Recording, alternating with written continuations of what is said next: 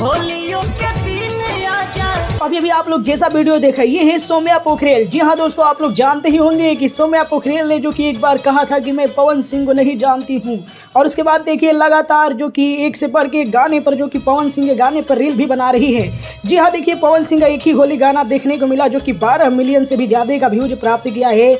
चापा धान हो जो कि 25 मिलियन से भी ज़्यादा का व्यूज प्राप्त करके एक बड़ा रिकॉर्ड बना दिया है। तो अब पवन सिंह के गाने पर जो कि बड़े बड़े लोग जो कि रील बना रहे हैं, यहाँ सौम्या पोखरेल का भी आप लोग रील देख सकते हैं जो कि पवन सिंह के ही गाने पर बनाई हुई है। ये है जलवा पवन सिंह का। जी हाँ दोस्तों, पवन सिंह ने कहा ही था कि मैं सबको अपने गाने पर ठुमका लगवाऊंगा, और देखिए सब लोग जो कि पवन सिंह के गाने पर डांस कर भी रहे हैं। जी हाँ, देखिए पवन सिंह का एक ही होली गाना देखने को मिला जो कि 12 मिलियन से भी ज़्यादा का व्यूज प्राप्त किया है। चापा धान हो जो कि 25 मिलियन से भी ज़्यादा का व्यूज प्राप्त करके एक बड़ा रिकॉर्ड बना दिया है।